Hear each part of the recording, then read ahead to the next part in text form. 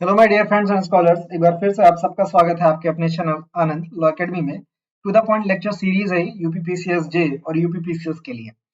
न केवल यूपीपीसीएस और पीसीएस के लिए, बल्कि ये उन राज्यों और उन जुडिशरी एग्जाम्स के लिए जहां पर भी जीएस पूछा जाता है, क्योंकि अब होगा क्रैक करना एग्जाम जब आप पढ़ेंगे to the point lecture series से। मिडाइवल हिस्ट्री का ये लेक्चर है, लेक्चर नंबर 5, दिल्ली सल्तनत टाइम पीरियड, लोधी डायनेस्टी। तो सबसे पहले समझिए कि जो लोधी डायनेस्टी है, लोधी डायनेस्टी, उसको स्टैब्लिश कौन करता है? This was established by the Bahlol Lodhi. Bahlol Lodhi. साल था 1451। पीडीएफ आपको टेलीग्राम ग्रुप पे मिल जाएगी, तो परेशान होने की जरूरत नहीं है। टेलीग्राम ग्रुप का लिंक वीडियो के लास्ट में स्क्रीन पे होगा या डिस्क्रिप्शन बॉक्स के में भी आप देख सकते हैं। एक चीज और, ये जो बहलोल लोधी था, इसका original name was Bahlol Shah Ghazi. ठीक है। और एक तरीके से ये हिंदू रिलीजन को बहुत ज्यादा बायस्ड नजर से नहीं देखता था। हिंदू रिलीजन को ये अच्छा मानता था, एक तरीके से आप लिख सकते हैं कि अच्छा ट्रीट करता था। इसका प्रूफ भी मिलता है कि जो इसकी कोर्ट थी, वहां पर कई सारे हिंदू सरदार मिलते हैं। तो आपसे पूछ सकता है कि हिंदू लविंग लोधी डायनेस्टी का कौन सा बंदा है? वो है भाई बहलोल लोधी। ठीक है। इसने क्या किया था? एक गेम खेला था। क्या गेम खेला था? कि इसने अपने तीसरे लड़के को अपना सक्सेसर, अपने जिंदा रहते हुए अपने तीसरे पुत्र को, निजाम खान जिसका नाम था, उसको अपना सक्सेसर घोषित किया था। हालांकि बड़ा बवाला हुआ, मारपीट हुआ, बट लास्ट में निजाम खान गद्दी पे बैठता है, फिर हार बार भी जाता है। एक कॉइन शुरू किया इसने, हर बार की तरह, जैसे कि अन्य डायनेस्टी हमने पढ़ी, सब में कोई ना कोई कॉइन, कोई सुल्तानत, सुल्तान जो है वो कॉइन चालू कर रहा है। ऐसे ही इसने बहलोल कॉइन्स चालू किए थे। तो अगर आपसे पूछता है बहलोल कॉइन्स किस डायनेस्टी से रिलेटेड है, ये पूछेगा डायरेक्ट में। ठीक है, तो लोधी डायनेस्टी से। ठीक है, यहां तक चलिए। नेक्स्ट वन है, इसके बाद आता है सिकंदर लोधी, जो एग्जाम ओरिएंटेड है, सीधे आपका एग्जाम से इसी से पूछेगा। सिकंदर लोधी किस से है? ये है आपका लोधी डायनेस्टी से। 1504 टाइम पीरियड लिख लीजिएगा। यहाँ पर क्या होता है, एक इसने न्यू सिटी फैलाई थी। क्या नाम था इसका? न्यू सिटी बसाई थी, फैलाई नहीं थी। That one is Agra. आपसे एग्जाम में यही पूछेगा भाई साहब। To the point lecture series है, फालतू इधर उधर नहीं करने का। ठीक है, इसको कर डाला तो लाइव झिंगा लाला। ठीक है। आगरा कहां बसाया था? यमुना नदी के किनारे।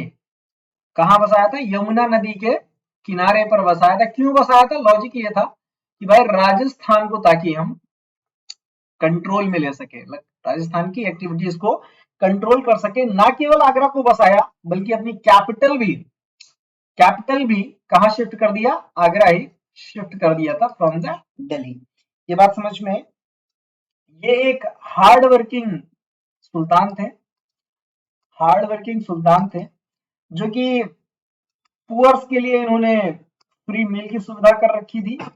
पुअर के लिए इन्होंने फ्री मील्स की सुविधा कर रखी थी। अनबायस्ड रूलर थे, मैंने पहले ही बताया।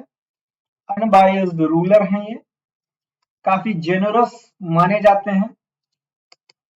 ठीक है, काफी जेनरस माने जाते हैं। और जो इनका लैंड को मेजर करने का स्केल इन्होंने बनाया था, लैंड स्केल जिसे आप कहते हैं, उसका नाम पूछा जाता है गजे, गजे सिकंदर। तो गज से, आपको पता है हरियाणा साइड में गज के नाम से भूमि नापी जाती है, तो गज ए सिकंदर, ये आप ध्यान रख सकते हैं। एक चीज और, जो फार्मर्स थे, जो ग्रेन्स उगाते थे, उसको इन्होंने टैक्स फ्री कर दिया था कि भाई हम टैक्स नहीं लेंगे, इनकम टैक्स नहीं लेंगे किस पर? जो आप अनाज उगा रहे हैं। इन्होंने दो चीजें की थी। एक, ताजिया को मुहर्रम के टाइम में स्टॉप कर दिया था, ये जो ताजिया आजकल निकलता है। और दूसरा, वुमेन्स को, मुस्लिम वुमेन्स को पीर और मजार पे जाने से इन्होंने प्रोहिबिट कर दिया था। भाई आपको कोई जाने आने की जरूरत नहीं है। एक चीज और, चूंकि ये हिंदू राजाओं को, हिंदू लोगों को पसंद करते थे, दैट्स वाई यहां पर इन्होंने जो आयुर्वेद था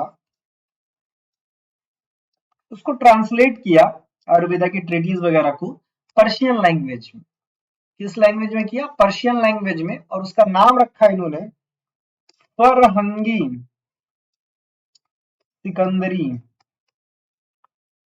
फरंगी सिकंदरी के नाम से इन्होंने उसको बनाया। एक उन्होंने गाना भी लिखा था जिसका नाम एक तरीके से मास्टरपीस समझिए, मास्टरपीस सॉन्ग, जिसको नाम था लज्जते सिकंदर शाही। क्या नाम था, लज्जते सिकंदर शाही। ये बात समझिएगा, लज्जते सिकंदर शाही। ठीक है, बात समझ में आ रही है। ये इनको शहनाई सुनना काफी पसंद था। उस्ताद बिस्मिल्लाह खान अगर उस टाइम में होते तो इनको बड़ा मजा आता। ये कुछ कविताएं वगैरह भी लिखते रहते थे, राइटिंग्स वगैरह लिखते थे। निक नेम था इनका उस फील्ड में, जैसे लोग कुछ लिखते हैं या कोई पेंटिंग वेंटिंग बनाई तो उसकी जो मैंने ये पेड़ बनाया और इसके नीचे अपना नाम लिख दिया, आनंद का कोई निकनेम ले लीजिए, मान लीजिए एक्स वाई जेड, किसी का एक्स नहीं, सिर्फ एक्स वाई जेड। ठीक है, तो इनका निकनेम राइटिंग में आपसे पूछता है गुल रुखी नाम था, गुल रुखी, गुल रुखी निकनेम से ये अपनी राइटिंग्स को लिखते थे। ठीक है, इसके बाद आता है third one is Ibrahim Lodhi, Ibrahim Lodhi.